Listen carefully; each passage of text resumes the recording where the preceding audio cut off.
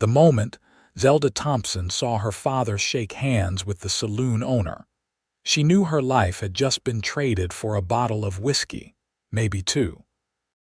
She stood at the edge of the dusty street in Gila Bend, Arizona Territory, in the sweltering heat of July 1882, watching as the two men completed their transaction while she became nothing more than property to settle a debt.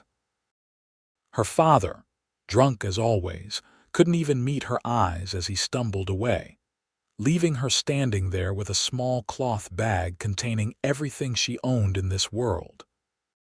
The saloon owner, a pot-bellied man named Clarence with tobacco-stained teeth and breath that could knock over a horse, grabbed her roughly by the arm and pulled her toward the saloon. Zelda was 20 years old, with long dark hair that fell in waves down her back and green eyes that her mother used to say were like springtime grass before consumption took her 3 years ago.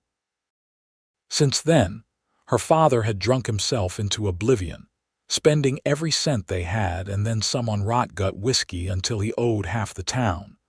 She had worked her fingers to the bone taking in laundry, mending clothes, anything to keep them fed and housed, but it was never enough.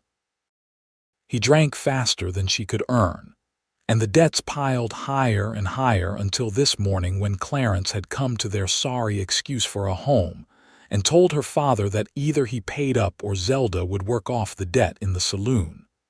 She knew what that meant. Every woman in Gila Bend knew what working in a saloon for a man like Clarence meant. As Clarence dragged her through the doors of the Lucky Strike saloon, the smell of stale beer and unwashed men hit her like a wall. Several cowboys looked up from their card games, their eyes following her with varying degrees of interest. She held her head high, refusing to cry, refusing to let them see her fear. Her mother had raised her to be strong, to endure whatever life threw at her, and she would endure this too somehow. Clarence pushed her toward a back room, already explaining in crude terms what her duties would be.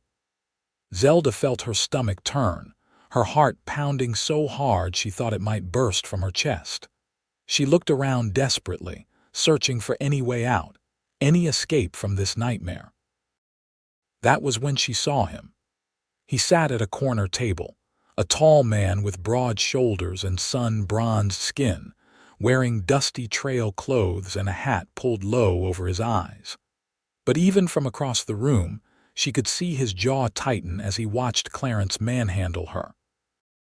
He had dark hair that touched his collar and a strong, angular face that might have been carved from the desert stone itself. Something in his eyes, visible beneath the brim of his hat, made her breath catch. They were the color of storm clouds, gray and intense, and they were fixed on her with an expression she couldn't quite read.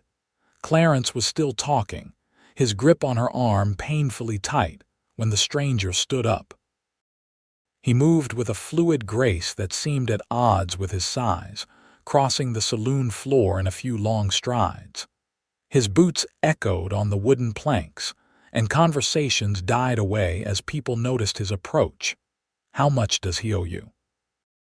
The stranger asked, his voice low and steady, with a slight drawl that suggested he came from somewhere further south. Clarence turned, his small eyes narrowing. "What business is it of yours, mister?" "I am making it my business," the stranger said calmly. "The girl." "How much for the father's debt?" Zelda stared at him, hope and confusion warring in her chest. Who was this man? Why would he care about her father's debt or her fate?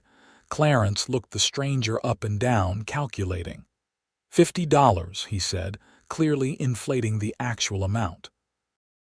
"That is a lie," the stranger replied without hesitation. "I was sitting right over there when you and the drunk made your deal. He owes you $18.60. I will give you $20, and you will tear up whatever marker you have on him and release the girl." "Now wait just a minute," Clarence sputtered, his face turning red. "She is worth more than that. A pretty thing like her could earn me 10 times that amount." The stranger's eyes went cold. His hand moved almost imperceptibly, settling near the gun at his hip. He did not draw it, did not make any threatening move, but the implication was clear. $20, he repeated. "Take it or leave it, but either way you will let her go." The saloon had gone completely silent. Every eye was on them now, watching the standoff. Clarence was many things, but he was not a fool. He might have thugs to do his dirty work, but this stranger had the look of a man who did his own dirty work and did it well. The way he stood, the way he carried himself, everything about him spoke of danger barely leashed. "Fine," Clarence spat, releasing Zelda's arm with a shove that nearly sent her stumbling. $20 and she is yours." "She is no one's," the stranger said quietly, reaching into his pocket and pulling out a worn leather wallet. He counted out the bills carefully, then held them just out of Clarence's reach. The marker. Grumbling, Clarence pulled a crumpled piece of paper from his vest pocket and thrust it at the stranger. The stranger took it, examined it briefly to ensure it was genuine, then handed over the money. Without another word, he tore the marker into pieces and let them flutter to the floor. Then he turned to Zelda, and his expression softened slightly. "You are free to go, miss." She stared at him, her mind reeling. "I do not understand. Why would you do this?" "Because no one should be sold to pay for another person's mistakes," he said simply. He tipped his hat to her and started to turn away. "Wait," Zelda called out, reaching for his arm without thinking. He stopped, looking down at where her hand rested on his sleeve. She jerked it back, suddenly aware of how forward she was being. "I have no money. I have nowhere to go. My father will just drink away whatever else we have, and I will end up right back here or somewhere worse." The stranger studied her for a long moment, those gray eyes searching her face. "Can you cook?" The question took her by surprise. "Yes, my mother taught me before she died." "Can you mend clothes, keep a house?" "Yes, of course." He nodded slowly, seeming to come to some decision. "My name is Ryder Jackson. I have a ranch about 5 miles east of town. It is not much, but it is honest work. I need someone to help keep the place running. The pay is not great, but you would have your own room, food, and safety. If you want the job, it is yours." Zelda felt tears prick at her eyes for the first time since this whole nightmare had begun. "You would do that? You do not even know me." "I know you did not deserve what was about to happen to you," Ryder said quietly. "I know you are willing to work hard. That is enough for me. But the choice is yours. I will not force you into anything." She looked around the saloon, at Clarence's angry face, at the leering expressions of some of the other men, at the door beyond which lay the uncertain fate her father's drinking had condemned her to. Then she looked back at Ryder Jackson, at his steady gaze and the quiet strength she saw there. "I will come," she said. "I will work for you." Something that might have been relief flashed across his face. "Gather your things. We will leave now before anyone changes their mind about our arrangement." Zelda realized she was still clutching her small bag. "This is everything I own." Ryder's jaw tightened again, but he simply nodded and gestured toward the door. "After you, miss." "Zelda," she said as they walked out into the bright afternoon sun. "My name is Zelda Thompson." "Miss Thompson," he acknowledged with a slight nod. His horse was tied to the hitching post outside, a beautiful roan gelding with intelligent eyes and a calm demeanor. Ryder untied the reins and looked at Zelda. "Have you ever ridden?" "Not often," she admitted. "We never had the money for horses." "You can ride with me then. It is not far." He swung up into the saddle with easy grace, then reached down to help her up. His hand was strong and calloused, the hand of a man who worked hard for his living. Zelda took it and let him pull her up behind him. She settled awkwardly on the horse's back, unsure where to put her hands. "Hold on to me," Ryder said matter-of-factly. "I will not let you fall, but the trail can be rough." Hesitantly, Zelda wrapped her arms around his waist. She could feel the solid warmth of him through his shirt, the muscles of his back against her chest. It should have felt uncomfortable or improper, but instead it felt safe. For the first time in longer than she could remember, she felt safe. They rode out of Gila Bend in silence, leaving the ramshackle buildings and dusty streets behind. The Arizona landscape stretched out around them, vast and harsh and beautiful in its own way.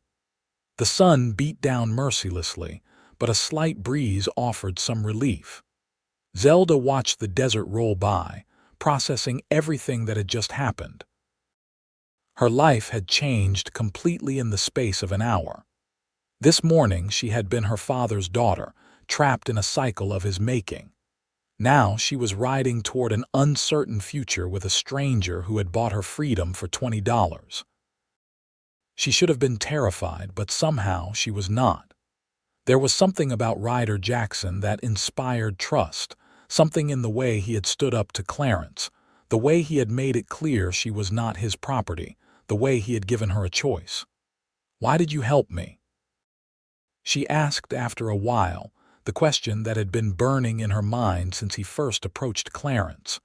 Ryder was quiet for so long she thought he might not answer.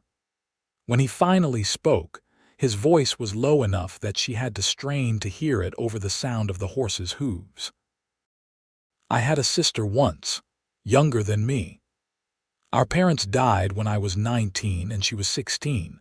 I tried to take care of her, but times were hard, real hard.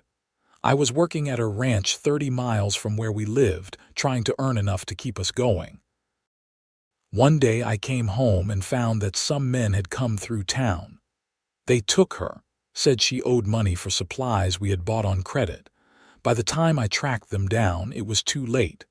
They had already sold her to a brothel in El Paso. I got her out, but she was never the same after that.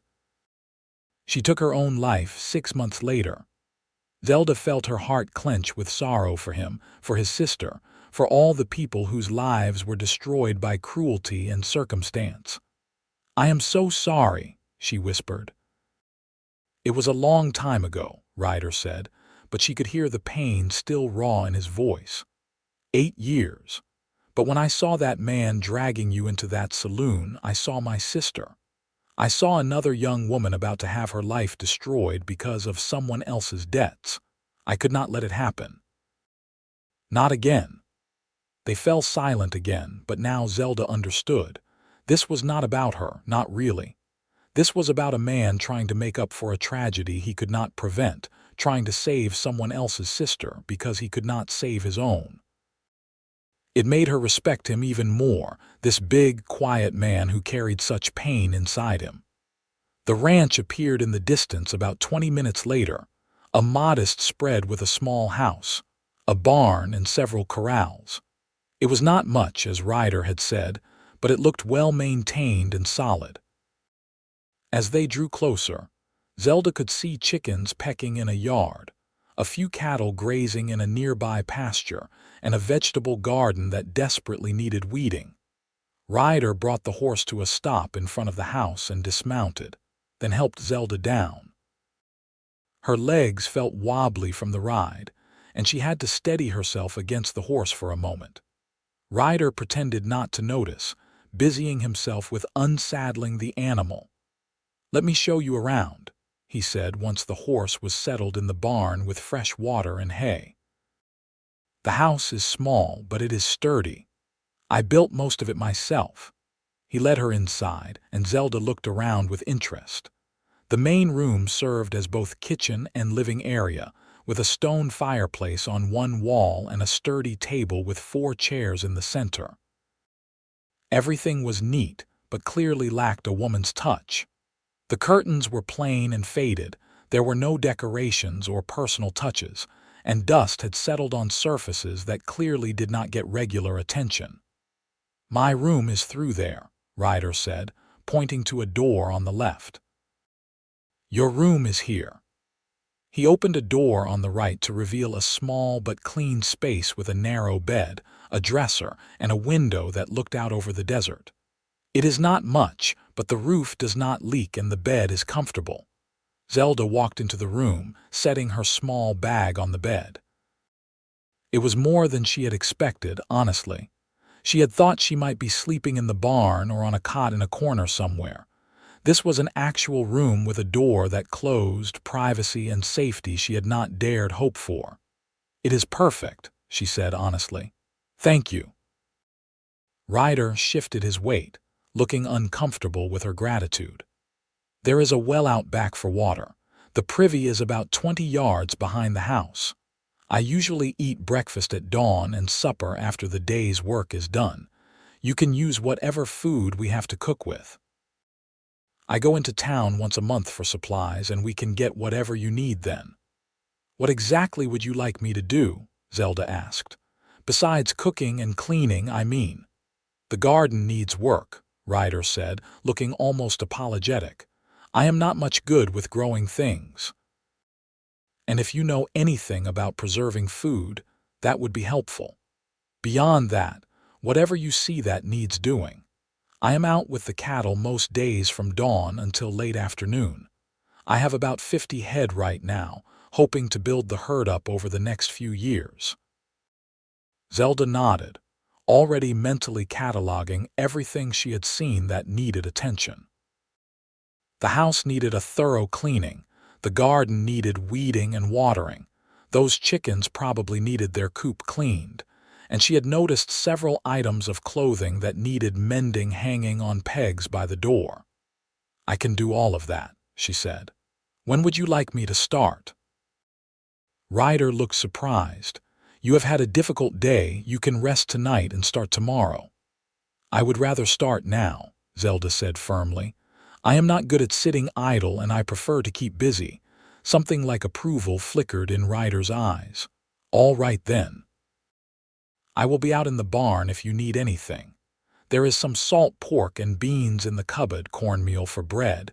Do whatever you think is best for supper." He left her alone in the house, and Zelda took a moment to just breathe. She walked through the rooms again, really looking this time. The house was sturdy and well built, just as Ryder had said. The furniture was simple but solid. Everything spoke of a man who worked hard and took care of what he had, but who lived a solitary life without much comfort or softness in it. She found an apron hanging on a hook and tied it around her waist, then got to work. First, she inventoried what food was available. There was salt pork, dried beans, cornmeal, flour, a little sugar, coffee, and some withered potatoes. Not much to work with, but she had made meals from less. She started a pot of beans soaking, then mixed up cornbread batter and set it aside to rest while she tackled the dust and disorder of the house. As she worked, Zelda found herself thinking about Ryder Jackson. He was not at all what she had expected when he first approached her in the saloon. She had thought perhaps he wanted the same thing Clarence wanted, just packaged differently.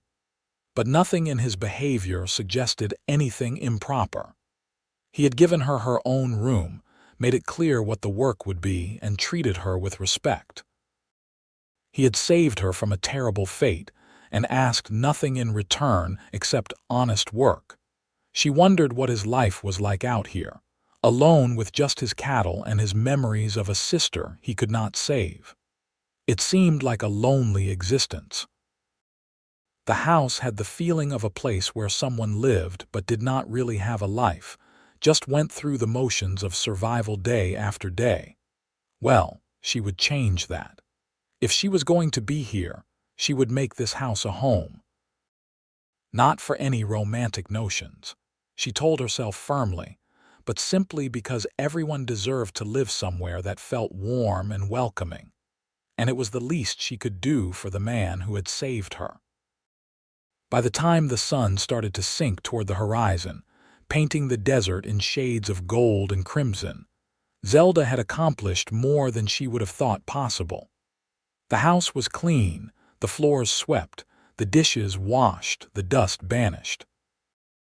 The cornbread was baking, filling the air with a warm, yeasty smell, and she had managed to make a passable stew from the salt pork, some of the beans, and the salvageable potatoes. It would not be a feast, but it would be hot and filling. She heard Ryder's boots on the porch and quickly smoothed her hair back, suddenly aware that she must look a mess after all the work she had done.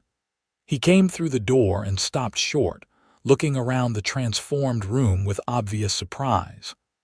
"I did not expect all this," he said quietly.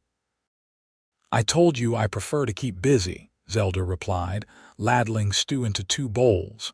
"I hope you are hungry." They sat down at the table together, and Zelda was suddenly nervous. She had been so focused on the work that she had not thought about how strange this was, sitting down to share a meal with a man she had only met a few hours ago. But Ryder seemed just as uncomfortable, so that somehow made it easier. He took a bite of the stew and his eyebrows rose slightly. "This is good. Really good." "Thank you," Zelda said, feeling a small flush of pleasure at the compliment. "I will be able to do better once I see what you have in the way of a garden. I noticed some herbs growing wild near the house. If I can cultivate them, they will add more flavor to the meals." They ate in companionable silence for a few minutes before Ryder spoke again. "You do not have to work yourself into exhaustion, you know. You are safe here. You can take your time." Zelda set down her spoon and looked at him directly. "I need to work. I need to feel like I am earning my place here. You saved me today, and I will never forget that, but I do not want to be someone's charity case. I want to pull my own weight." Ryder nodded slowly. "I understand that, but this is not charity. This is a job, and like any job, you are entitled to rest when you need it.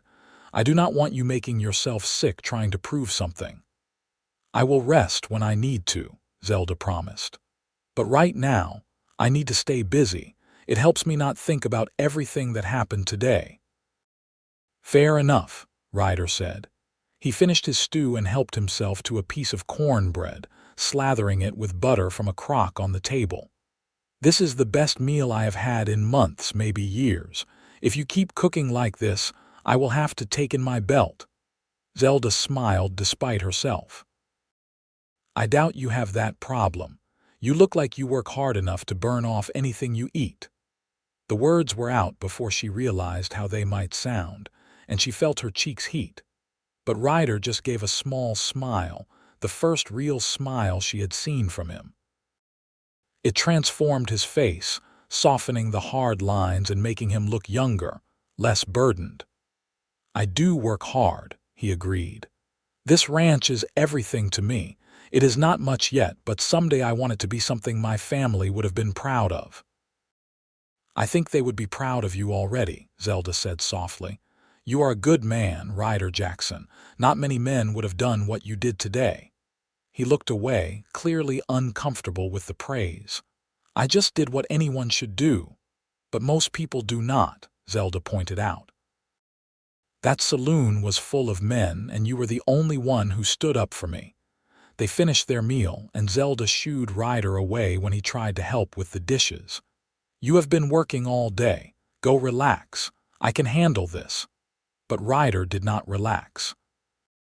Instead, he went outside to do evening chores, checking on the cattle, making sure the barn was secure for the night. Zelda watched him through the window as she washed the dishes, noting the efficient way he moved, the care he took with everything. He was a man who did not cut corners, who believed in doing things right even when no one was watching. When everything was clean and put away, Zelda stepped out onto the porch to enjoy the cool evening air. The desert was beautiful at sunset, she had to admit. The harsh landscape was softened by the fading light, and the sky was a riot of colors that took her breath away. She heard Ryder coming back from the barn and turned to see him approaching the house. "It is beautiful out here," she said. "It can be," Ryder agreed, leaning against the porch railing beside her. "It is harsh and unforgiving too, but there is a kind of honesty to it. The desert does not pretend to be anything other than what it is. They stood together in comfortable silence, watching as the last of the light faded from the sky and stars began to emerge. Zelda had never felt so aware of another person's presence. The solid warmth of him standing just a few feet away, the sound of his breathing, the way he smelled of leather and horses and clean sweat. "I should probably turn in," Ryder said eventually. "Dawn comes early and I have a lot to do tomorrow. You should rest too." "I will," Zelda promised. "Good night, Ryder." "Good night, Miss Thompson." "Zelda," she corrected gently. "If we are going to be living under the same roof and working together, you should call me Zelda." He hesitated, then nodded. "Zelda. And you can drop the formality with my name too. Just Ryder is fine." They went to their separate rooms and Zelda changed into her nightgown and crawled into bed. The mattress was surprisingly comfortable and the sheets, though plain, were clean. She lay there in the darkness, listening to the sounds of the desert night, processing everything that had happened. This morning she had woken up in a different house, still technically her father's daughter, even if he was a poor excuse for a father. Now she was here in a stranger's house, starting a new life. It should have been terrifying, but instead she felt something she had not felt in a very long time. Hope. Maybe, just maybe, her life could be something more than just surviving. Maybe here, on this little ranch in the middle of the Arizona desert, she could build something real. She was under no illusions about romance or fairy tales. Ryder Jackson had saved her, but that did not mean he had any interest in her beyond needing help with his ranch. And that was fine. She did not need romance. She just needed safety and purpose, and he had given her both. But as she drifted off to sleep, she could not help thinking about his smile, the way his eyes had softened when he talked about wanting his family to be proud of him, the gentle way he had helped her onto his horse. There was something about him that called to something deep inside her, something she had thought her father's drinking had killed off years ago.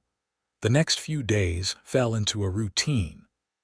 Ryder woke before dawn and was usually already out with the cattle by the time Zelda got up. She would make breakfast, leaving his portion warm on the stove, then set about her work. The garden became her special project. It was in terrible shape, overrun with weeds and struggling in the harsh desert conditions, but Zelda was determined to bring it back to life. She spent hours in the hot sun, pulling weeds, watering carefully, enriching the soil with compost from the chicken coop. There were tomato plants that were barely alive, and she nursed them carefully. There were beans and squash that needed attention. She found where Ryder kept his tools and used them to turn the soil, plant new seeds from a packet she found in the house. In the afternoons, when the heat became unbearable, she would retreat inside to work on the house. She mended all of Ryder's clothes that needed it, fixed the hem on the faded curtains, scrubbed every surface until it gleamed. She found some old fabric in a chest and made new curtains for the windows, brightening up the rooms considerably. Ryder would come in as the sun was setting, tired and dusty, and they would share supper together. These meals became the highlight of Zelda's day. At first, they ate mostly in silence, but gradually they began to talk more. Ryder would tell her about his day, about the cattle and the land, and Zelda would share her progress on the garden and house. She learned that he was 26 years old, that he had won this land in a card game 3 years ago and had been building his ranch from nothing ever since. He had grown up in Texas, but after his sister died, he could not stay there anymore. Too many memories. So he had drifted west, taking work where he could find it until that card game changed his fortunes. "I was down to my last $5. He told her one evening about a week after she had arrived. "I should not have even been playing, but I was desperate. I needed money for food and supplies." This old rancher sat down at the table, said he had a section of land in Arizona territory that he would put up against anyone willing to match its value. Nobody wanted it. Land out here is not worth much unless it has water, and most people assumed it did not. But I had nothing to lose, so I put up everything I had and borrowed the rest from the house. Somehow I won. And the land had water, Zelda asked, fascinated by the story. It has a spring-fed creek that runs through the back 40 acres, Ryder said with satisfaction. Not a lot of water, but enough for the cattle and the garden if you are careful with it. That old rancher must have been senile or just did not care anymore. He signed over the deed right there at the table and walked away. I rode out here the next day to see what I had won, and I knew immediately that this was where I was meant to be. It is a good piece of land, Zelda said. You have done well with it. It is better now that you are here, Ryder said, then seemed to realize what he had said and looked away quickly. I mean, the house is better. The food is better. Everything is more organized. Zelda felt a flutter in her chest at his words, even his awkward clarification. She was becoming increasingly aware of Ryder as more than just her employer. She noticed little things about him. The way his hair curled slightly at the nape of his neck. The small scar on his left hand that he told her came from a run-in with barbed wire. The way his eyes crinkled at the corners when he smiled, which he was doing more often now. The deep timbre of his voice, especially in the morning when he was still waking up. She told herself firmly that she should not be having these thoughts. Ryder had taken her in out of the goodness of his heart to give her a job and safety. He probably saw her as nothing more than a housekeeper. Getting romantic notions would only complicate things and potentially ruin the good situation she had found herself in. But her heart did not seem to want to listen to logic. Every time Ryder smiled at her, every time their hands accidentally brushed when they were both reaching for something, every time she caught him watching her with an expression she could not quite read, her heart would skip a beat. 2 weeks after she arrived, Zelda was in the garden early in the morning, trying to get some work done before the heat became oppressive. She had her back to the house, focused on tying up some tomato plants that were finally thriving, when she heard a horse approaching at speed. She straightened up, shading her eyes against the sun, and saw a rider coming hard toward the ranch. Ryder emerged from the barn at the same time, and they both waited as the rider pulled up in a cloud of dust. It was a young man Zelda recognized from town, one of the stable boys. "Mr. Jackson," the boy gasped out, his horse lathered with sweat. "Your herd. Some men are driving off about a dozen head toward the canyon." Ryder's expression went hard. "When?" "Just now. I was riding out to check on my pa's claim and saw them. Figured you would want to know." "I appreciate it," Ryder said, already moving toward the barn. "Zelda, stay in the house and bar the door until I get back." "Wait," Zelda called out, hurrying toward him. "Should you not get the sheriff? By the time I ride into town and back, those cattle will be long gone," Ryder said, saddling his horse with quick, efficient movements. "I have to go now." "What if there are too many of them? What if you get hurt?" Zelda heard the fear in her own voice and tried to tamp it down. She had no right to be this worried about him. Ryder paused, and something in his expression softened when he looked at her. "I will be careful, but those cattle represent months of work and money I can't afford to lose. I have to try." He swung up into the saddle, checked his rifle in its scabbard, and looked down at her. "Bar the door and do not open it for anyone but me. Promise me." "I promise," Zelda said, wrapping her arms around herself. "Please be careful." He nodded and rode off at a gallop, the stable boy following. Zelda stood there watching until they disappeared from sight, then forced herself to go back to the house.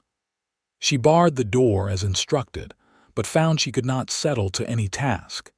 She paced the floor, starting at every sound, imagining all the terrible things that could happen to Ryder.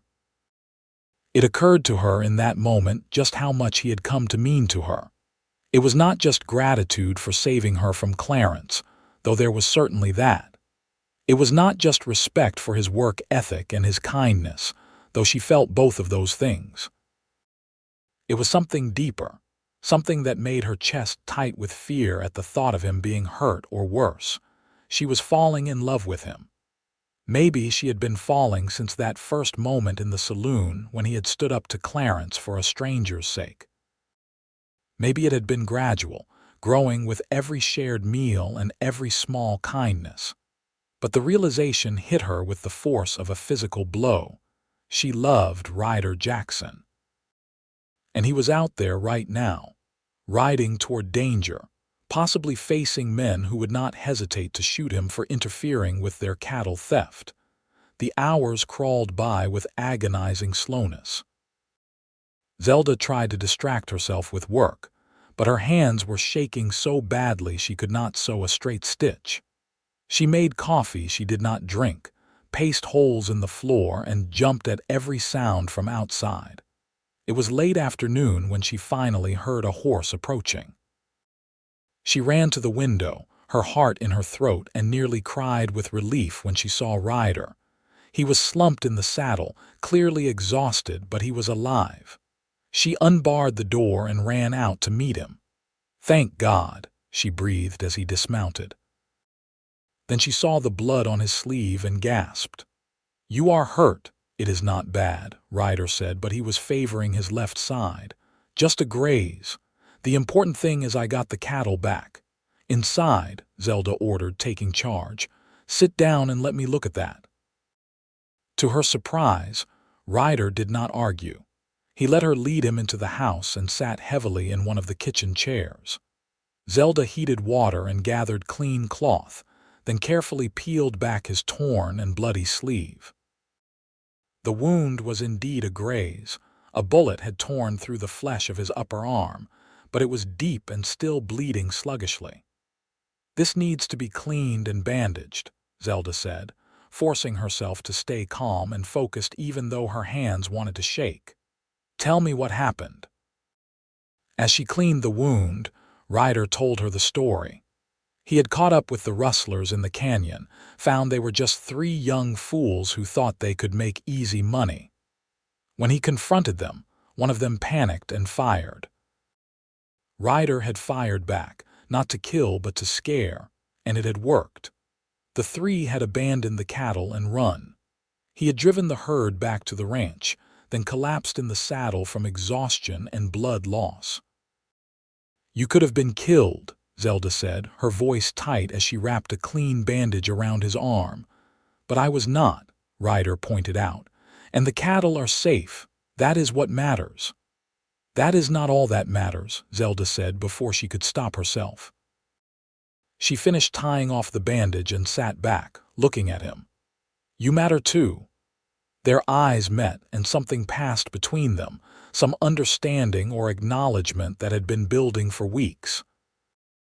Ryder reached up with his good hand and gently touched her cheek, his calloused fingers surprisingly tender.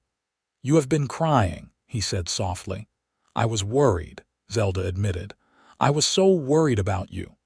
"I am sorry I frightened you," Ryder said. His hand was still on her cheek, his thumb brushing away the trace of tears. "But I had to protect what is mine." The way he said it, looking at her like that, made Zelda's breath catch. Was he talking about the cattle or about something else? "Ryder," she started to say, but he was already standing up, pulling his hand away.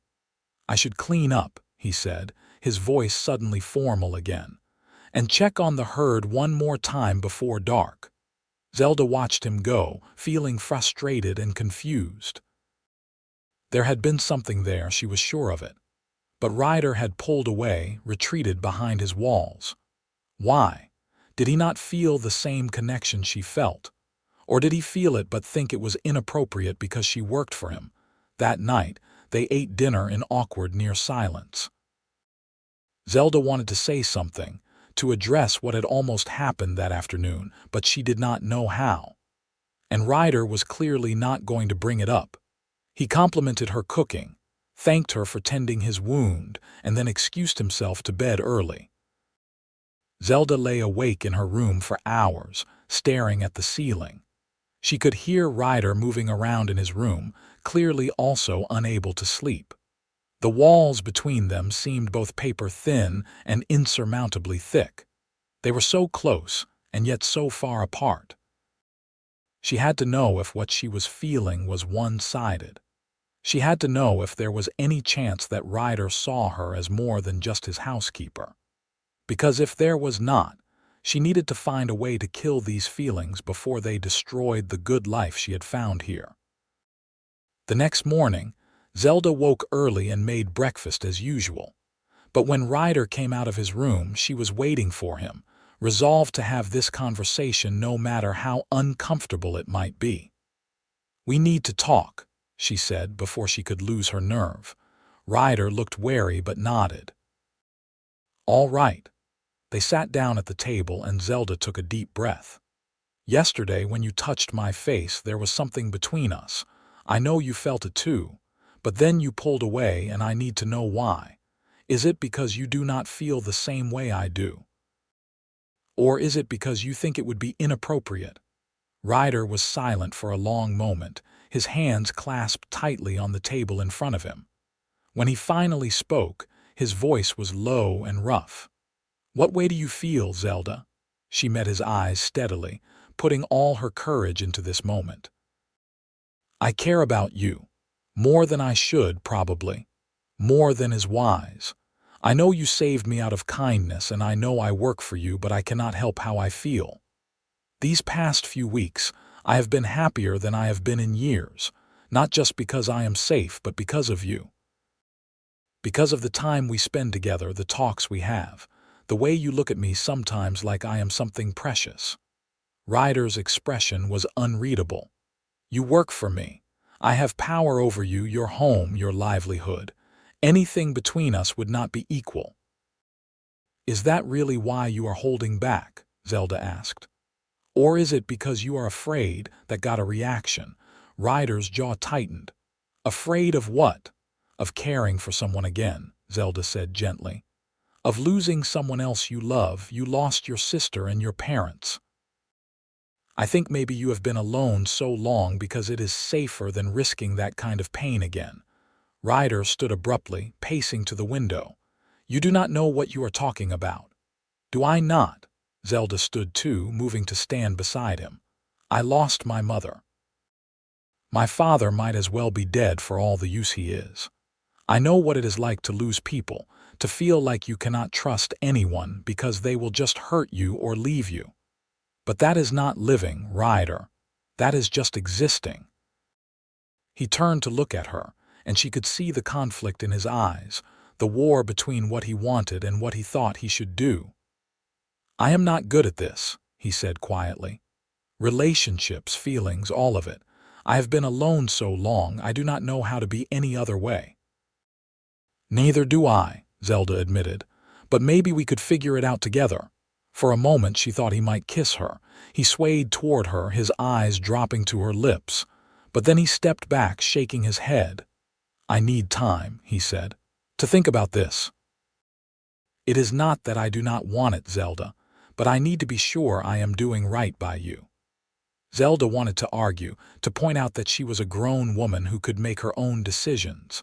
But she also understood that pushing him would only make him retreat further. So she nodded. "All right. Take your time. But Ryder, I meant what I said. I care about you and I think you care about me too. That is not something to run from. It is something to treasure." The days that followed were awkward. Ryder was polite but distant, and Zelda tried to respect his need for space while also making it clear through small gestures that her feelings had not changed. She made his favorite meals, left little surprises for him like a batch of cookies or a mended shirt hanging in his room. She made sure he knew she was still there, still waiting without pressuring him. Then one evening, about a week after their conversation, Ryder came in from his work and found her in the garden. The sun was setting, painting everything in golden light, and Zelda had dirt on her hands and face from working with the plants. She looked up when she heard him approach, shading her eyes against the sun. "The garden looks good," Ryder said, stopping beside her. "You have worked miracles out here."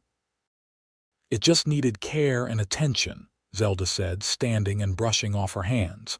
"Everything does." Ryder smiled slightly at that. "Are you talking about the garden or about me?" "Maybe both," Zelda admitted. He reached out and gently wiped a smudge of dirt from her cheek, his touch lingering. "I have been thinking about what you said, about being afraid.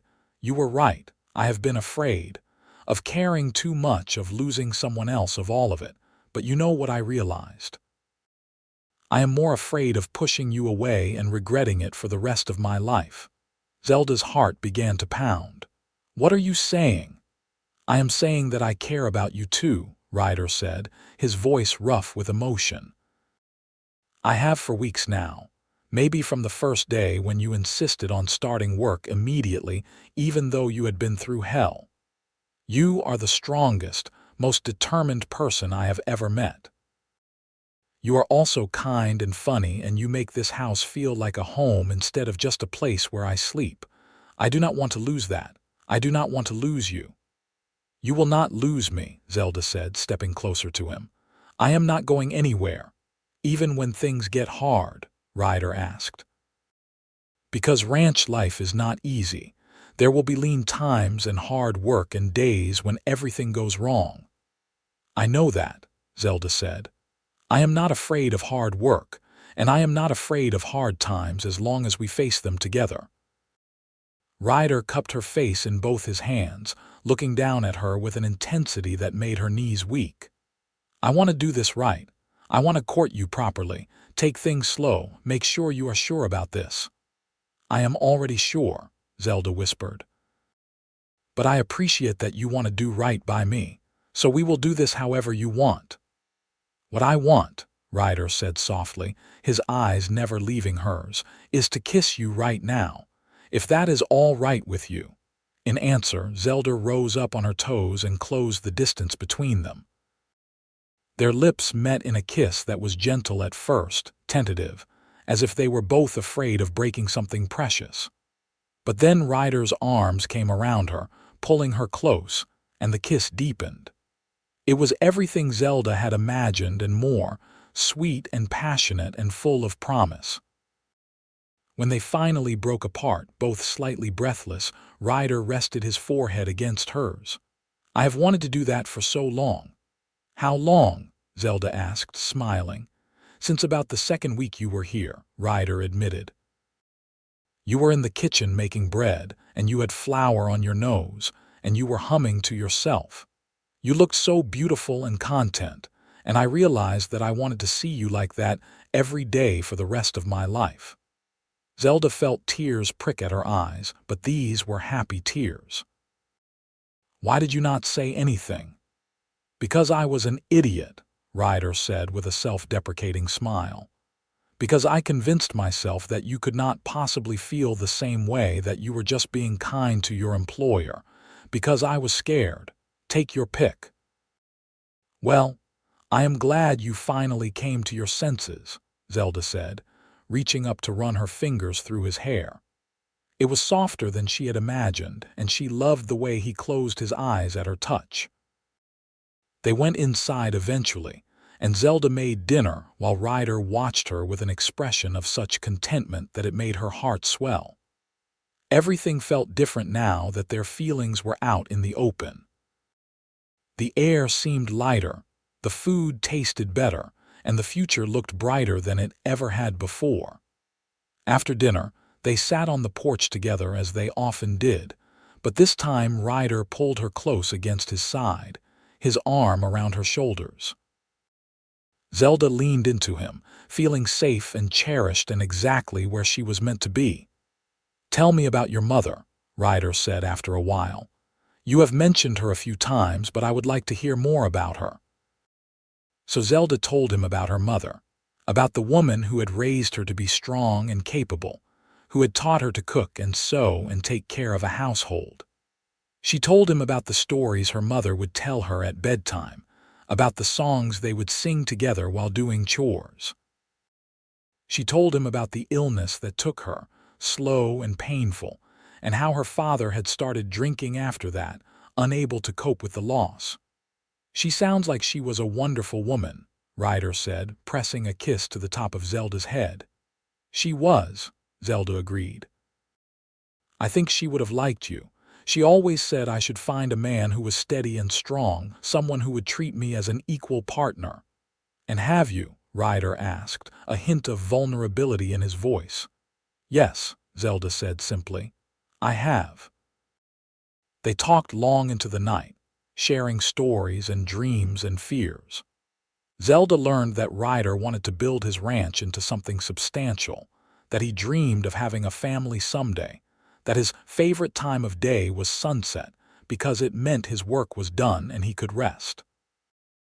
Ryder learned that Zelda had always wanted to learn to read and write better, that she loved thunderstorms, and that she had a secret passion for wildflowers.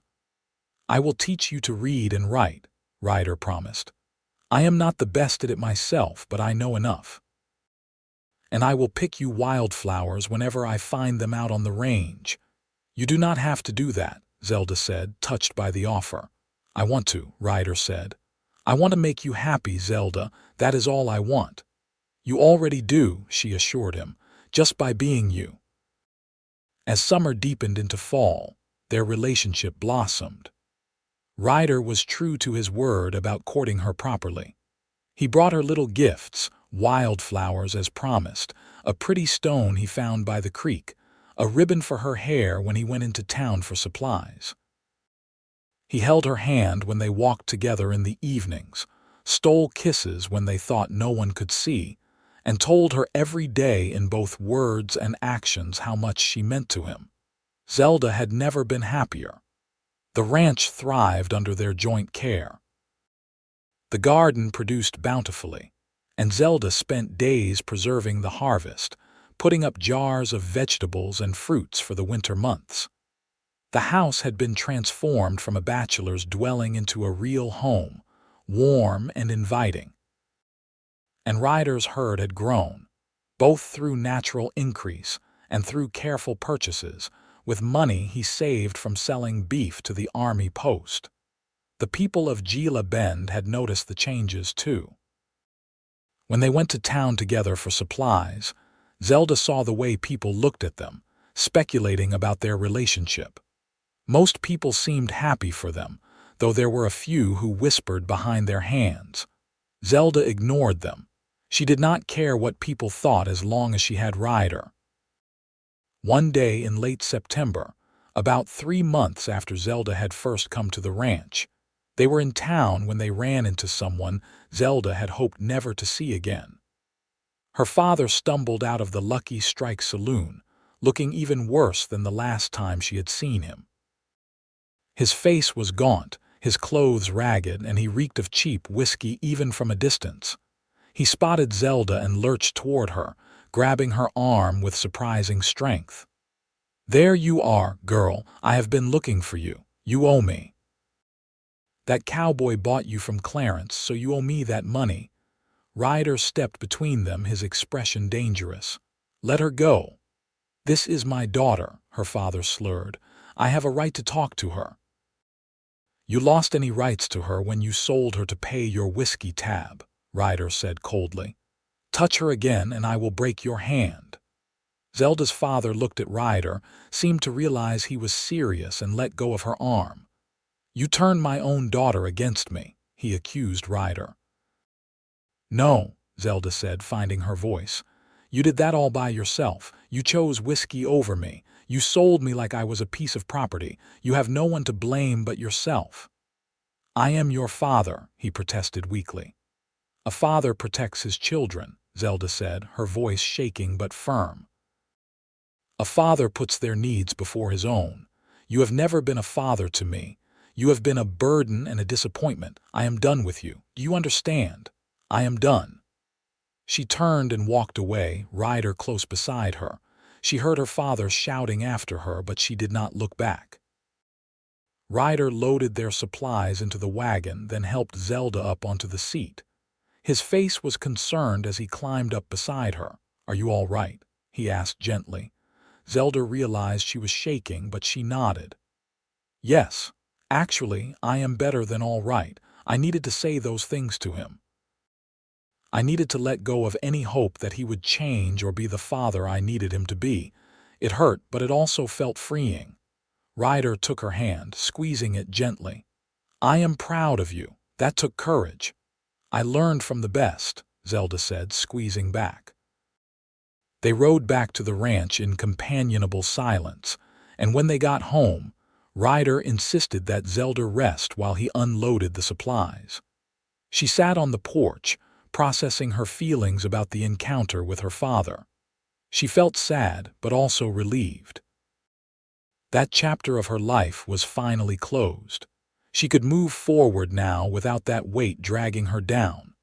That evening, as they sat on the porch watching the sunset, Ryder seemed nervous about something. He kept fidgeting, starting to speak and then stopping, clearly working up the courage to say something important. "What is it?" Zelda finally asked, amused and a little concerned by his behavior. Ryder took a deep breath. "I have been thinking about this for a while now, and seeing you face down your father today just confirmed what I already knew. You are the strongest, bravest person I know. You are also the kindest, the most hardworking, and the most beautiful. You make me want to be a better man. You make this ranch feel like a home. You make me feel like I have a future worth building." He stood and pulled her to her feet, then to her shock, he dropped to one knee.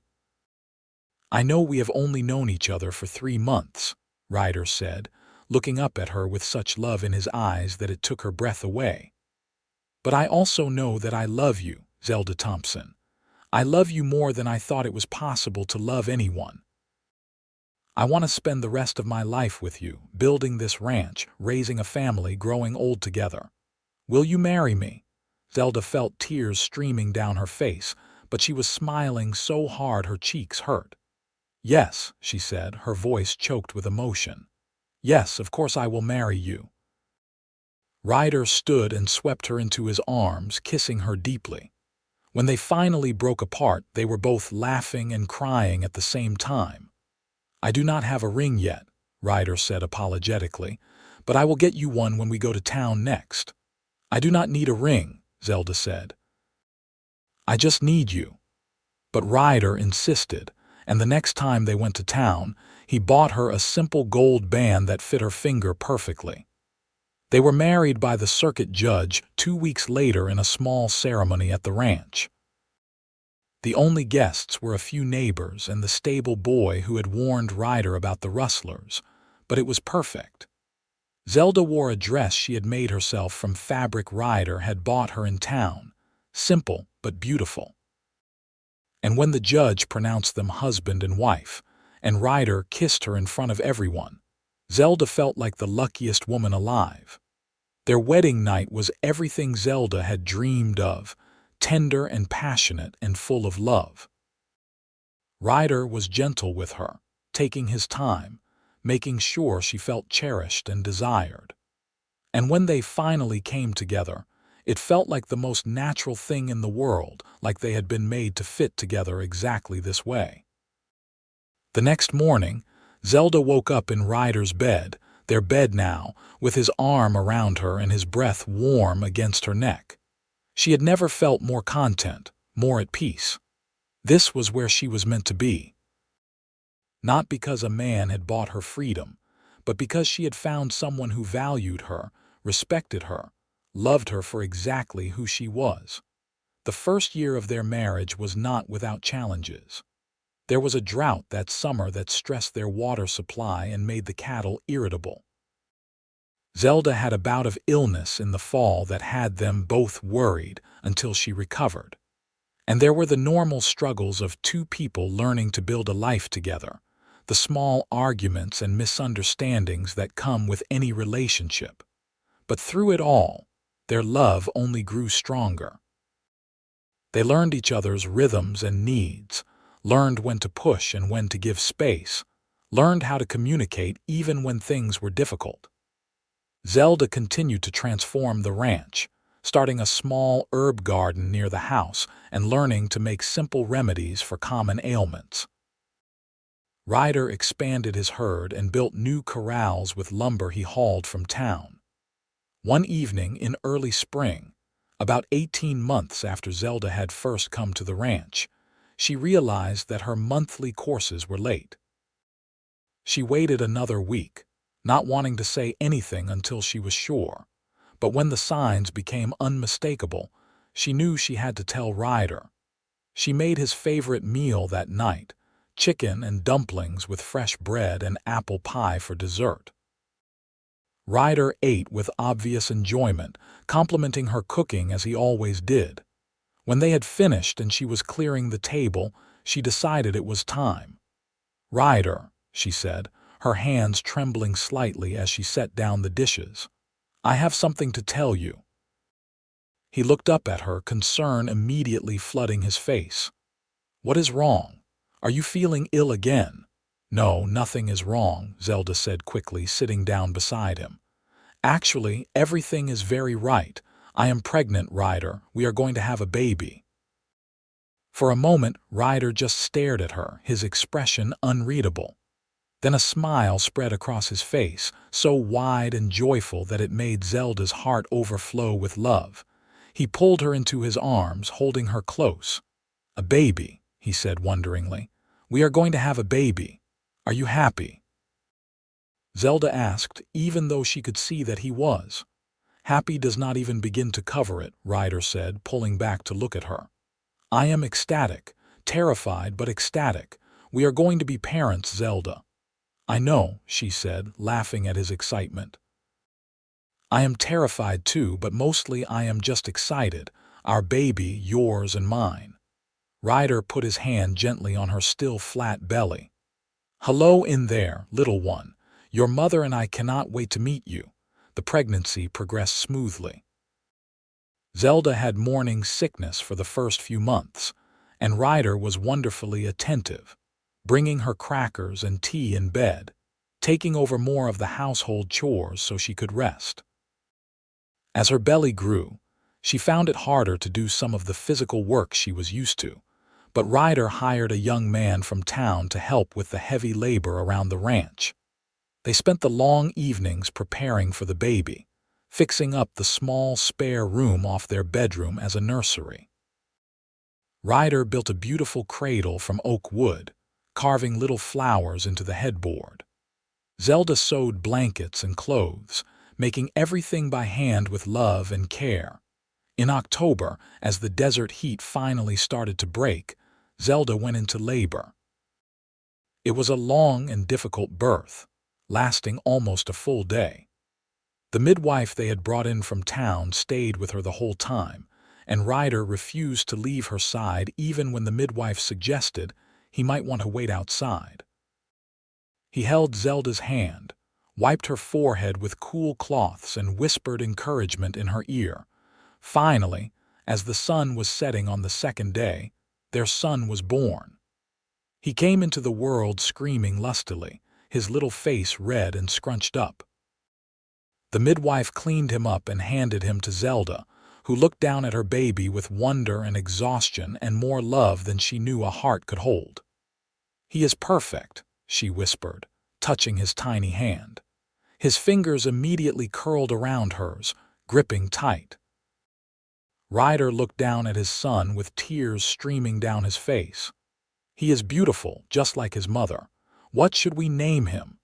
They had discussed names throughout the pregnancy, but had not settled on anything definite. Now, looking at their son's face, Zelda knew exactly what his name should be. "Thomas," she said. "After your father, Thomas Jackson." Ryder's face crumpled with emotion. "Are you sure?" "I am sure," Zelda said firmly. "Your parents should be honored through our son. They raised a good man, and I want our son to know about them." Ryder kissed her forehead gently. "Thank you. That means more to me than you know." Little Thomas was a healthy, happy baby who grew quickly. He had Ryder's dark hair and Zelda's green eyes, and his parents doted on him shamelessly. Ryder was a wonderful father, patient and loving, taking Thomas with him around the ranch as soon as he was old enough, teaching him about the cattle and the land. Zelda loved watching them together, her two favorite people in the world. 2 years after Thomas was born, Zelda gave birth to a daughter they named Rose. She was tiny and perfect, with blonde hair that surprised them both since neither parent was blonde. The midwife explained that sometimes babies got their coloring from grandparents, and Zelda realized that Rose must have gotten her hair from Ryder's mother, who he had said was fair-haired. Their family was complete now, or so they thought. But 3 years after Rose was born, Zelda discovered she was pregnant again. This pregnancy was harder than the previous two, and there were some complications that had both her and Ryder worried. But in the summer of 1888, she gave birth to twin boys, healthy and strong despite the difficult pregnancy. They named them Samuel and Daniel, and Ryder joked that now they had enough children to run a proper ranch. Their home was full of noise and laughter and the organized chaos that comes with 4 young children. The ranch had prospered too, growing from 50 head of cattle to nearly 300. They had hired 2 permanent ranch hands to help with the work, and Ryder was thinking about building a bigger house to accommodate their growing family. But Zelda loved their small house, loved the memories they had made in every room, and convinced Ryder to add on to the existing structure instead. So they built a new wing with bedrooms for the children, a bigger kitchen for Zelda, and even a small office where Ryder could keep his ranch records. The children grew up happy and healthy, learning to ride almost as soon as they could walk, helping with chores as they got older, and getting into the kind of mischief that all children get into. Thomas was serious and thoughtful like his father, already showing an aptitude for ranching. Rose was creative and kind, always bringing home injured animals to nurse back to health. Samuel and Daniel were inseparable, getting into trouble together and covering for each other in a way that exasperated and amused their parents in equal measure. As the years passed, Zelda and Ryder's love only deepened. They still sat on the porch together in the evenings when the children were in bed, still held hands and stole kisses, still talked about their dreams and fears. The ranch continued to prosper, becoming one of the most successful in the territory. Ryder was respected in the community, known as a fair and honest man. And Zelda had become known for her kindness, always ready to help a neighbor in need, taking in anyone who needed a meal or a place to stay. One evening, about 15 years after that fateful day in the saloon, Zelda and Ryder sat on their porch watching the sunset. The children were inside doing their evening chores, and for a moment, it was just the two of them like it had been in the beginning. You ever think about that day? Zelda asked. The day you bought my freedom. Every day, Ryder admitted. It was the best $20 I ever spent, Zelda laughed. That is romantic. You know what I mean, Ryder said, pulling her close. That day changed both our lives. If I had not been in that saloon, if I had not intervened, I do not know where either of us would be now. But it would not be here together, with this life we have built. I used to think my father selling me was the worst thing that ever happened to me, Zelda said thoughtfully. But now I realize it was actually the best thing. It brought me to you. It gave me this life, this family, this happiness. I would not change a single moment of it. Even the hard parts, Ryder asked. Even when Thomas broke his arm falling off that horse. Even when we thought we might lose the ranch during that drought. Even then, Zelda said firmly. Because we got through those hard times together, and they made us stronger. That is what real love is it not? Not just being there for the good times, but standing together when things are difficult. "I love you, Zelda Jackson," Ryder said, kissing her gently. "I loved you from almost the first moment I saw you, and I will love you until my last breath." "And I love you," Zelda said. "Thank you for saving me. Thank you for asking me to stay. Thank you for this beautiful life." They sat together as the sun dipped below the horizon, painting the sky in brilliant shades of orange and pink and purple. From inside the house, they could hear the children laughing at something, the sound of dishes clattering as they cleaned up from dinner. It was the sound of home, of family, of a life well lived. Zelda thought back to that scared young woman standing in the saloon, being sold like property by her own father.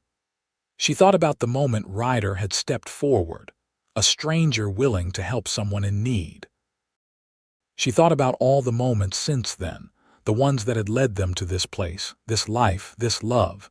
She had been sold to pay her father's whiskey tab. A cowboy had bought her freedom and asked her to stay. And in staying, she had found not just safety or security, but true love.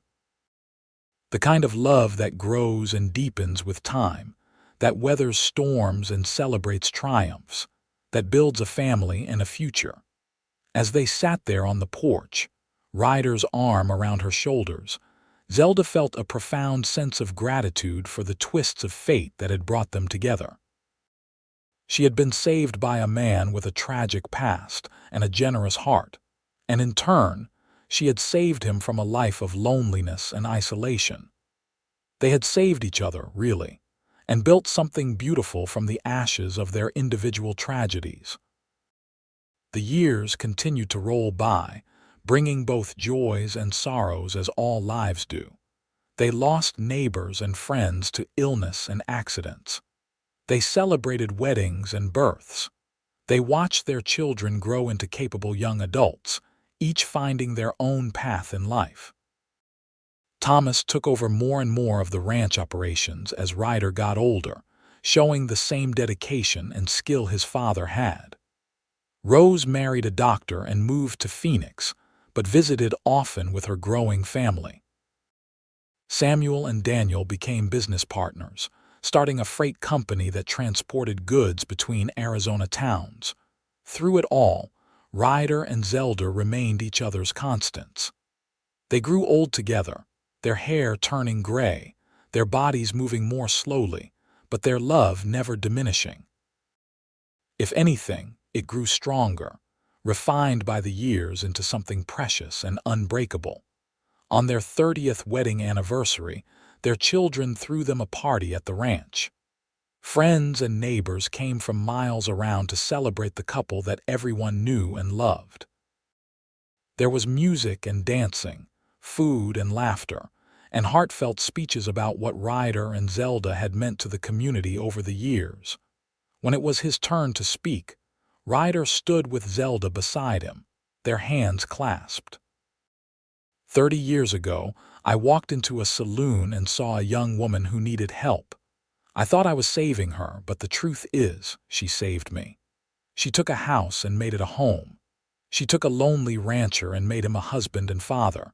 She took a broken heart and made it whole again. Everything good in my life I owe to her. Zelda was crying openly, and when Ryder sat down, she stood. My husband is too modest. He saved me from a terrible fate, and then he gave me a choice. He did not demand anything from me, did not expect anything. He just offered me a chance at a better life. And then he loved me, not because he owned me or because he felt he was owed something, but because he saw who I really was and valued that person. He has been my partner in every sense of the word, my best friend, the love of my life. I thank God every day for that moment in the saloon when he decided to intervene. There was not a dry eye in the house when she finished speaking. The party continued late into the night, with their grandchildren running around playing while the adults talked and reminisced. As Zelda watched her family, all these people who existed because she and Ryder had found each other, she felt overwhelmed with joy and gratitude. Later, When everyone had gone home and it was just the two of them again, they sat on their porch as they had done thousands of times over the years. The ranch was quiet now. The sounds of the party faded, just the normal night sounds of the desert around them. 30 years, Zelda marveled. It seems like both a lifetime and no time at all. I know what you mean, Ryder agreed. Sometimes I still see that scared young woman in the saloon when I look at you.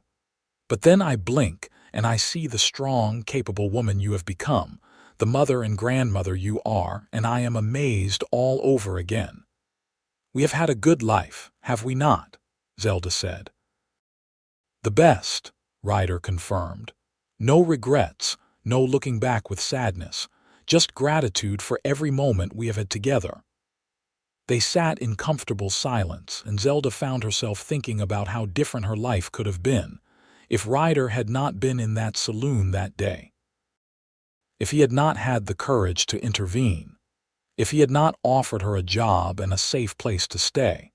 If either of them had been too afraid to acknowledge their growing feelings. Any one of those things could have changed everything, could have sent her life down a completely different path. But it had not. They had found each other against all odds, had built a life and a love that had lasted 3 decades and would last the rest of their days. That was not luck, Zelda thought. That was fate. That was meant to be. What are you thinking about? Ryder asked, noticing her contemplative expression. Just how lucky we are, Zelda said. How blessed I am to have found you, to have this family, this life. I am the lucky one, Ryder insisted, as he had countless times over the years. Maybe we are both lucky, Zelda suggested with a smile. Maybe that is what love is. Two people who both feel like they got the better end of the deal. Ryder laughed at that, the deep, rich laugh that Zelda had fallen in love with decades ago and still made her heart skip a beat. I like that. We can both be lucky. They remained on the porch until late, talking about their children and grandchildren, about the ranch and their plans for the future, about nothing and everything. Finally, as the night grew cold, they went inside to their bedroom, the same room where they had spent their wedding night so many years ago, the same bed where all their children had been conceived. As they lay together in the darkness, Zelda thought about the journey that had brought them here. From that horrible day when her father sold her, to the moment Ryder stepped forward to save her, to their first kiss in the garden, to their wedding day, to the births of their children, to this moment right now, lying beside the man she loved more than life itself. Thank you, she whispered into the darkness. For what? Ryder asked sleepily. For everything. For saving me, for loving me, for this life. Ryder pulled her closer, and she could hear the smile in his voice when he answered. Thank you for staying, for choosing me. For making every day an adventure. I love you, Zelda. Always have, always will. And I love you, Zelda said. Forever and always. They fell asleep in each other's arms, as they had done for 30 years, as they would continue to do for all the years they had left. Outside, the desert stretched vast and eternal under the stars, the same desert that had witnessed the beginning of their love story so many years ago. The ranch lay quiet, the cattle settled for the night, the buildings solid and strong against the elements. This was their kingdom, the life they had built from nothing. It had started with a desperate situation and a man with a good heart. It had grown through hard work and dedication, and most of all through love. The kind of love that transforms lives, that builds families, that leaves a lasting legacy. And as the years continued to pass, that legacy lived on through their children and grandchildren, through the ranch that continued to prosper, through the community they had helped build. People in Gila Bend would tell the story for generations, about the woman who was sold to pay her father's whiskey tab and the cowboy who bought her freedom and asked her to stay. They would tell it as a love story, which it was, but also as a story about human decency, about second chances, about the power of choosing kindness and courage over indifference and fear. Ryder and Zelda Jackson lived long, full lives, surrounded by family and friends, respected and loved by all who knew them. When they finally passed, many years after that 30th anniversary party, they went within months of each other, neither able to bear life without their other half. They were buried side by side on a hill overlooking the ranch, under a sky as vast and blue as the one that had witnessed their first kiss. Their children inherited the ranch and kept it running, honoring their parents' legacy by maintaining the high standards and generous spirit that Ryder and Zelda had exemplified.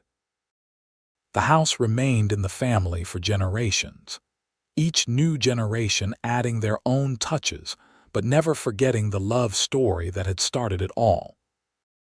And on warm summer evenings, when the sun painted the desert in shades of gold and the breeze whispered through the cottonwoods by the creek, you could almost imagine you saw two figures on the porch, sitting close together, watching the sunset like they had done thousands of times before.